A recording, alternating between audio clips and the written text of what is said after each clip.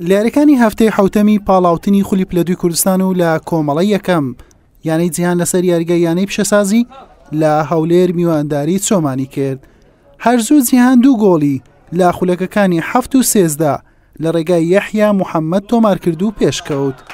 چۆمان لە خولەکی 25 لە ڕێگای ئاسۆ مستەفا گۆڵێکی تۆمار کرد، بەڵام جیهان ئەنجامەکەی لەسەر قڕستر کرد بە تۆمارکردنی 2 گۆڵی دیکە لەم گێمە لە خولەکانی 26 و 34 لە ڕێگای حەیدەر ئەحمەد و وشیار محەممەد. لانیوەی دووەم چۆمان بە ئامانجی گەڕانەوە بۆ کەشی یاریەکە توانی گۆڵی دووەم لە خولەکی 51 لە ڕێگای ڕێکار حوسێن تۆمار بکات. وەڵامی جیهان کەوتە کۆتاییەکان لە خولەکەکانی 1970 عومەر محەممەد و ڕەوا عەبدوڕەحمان 2 گۆڵی دیکەیان تۆمار کرد و گۆڵەکانیان گەیاندا 9 دەرزەن. جیهان بە ئەنجامی 6 گۆڵ بەرامبەر 2 گۆڵ براوە بوو.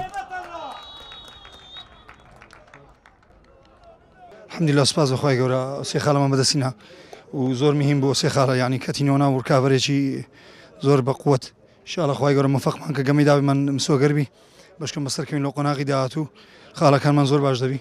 الحمدلله لەخوای بەزاد یاریشی زۆر باشمان کرد. سپاس بۆ تیڤی بەرامبەریش. بەم شێوە یانەی جیهان بە کۆکردنەوە 11 خاڵ هەڵکشایە خانەی چوارەمی ڕیزبەندی و لە یانەکانی پێشەوەی ڕیزبەند نزیکتر بیەوە.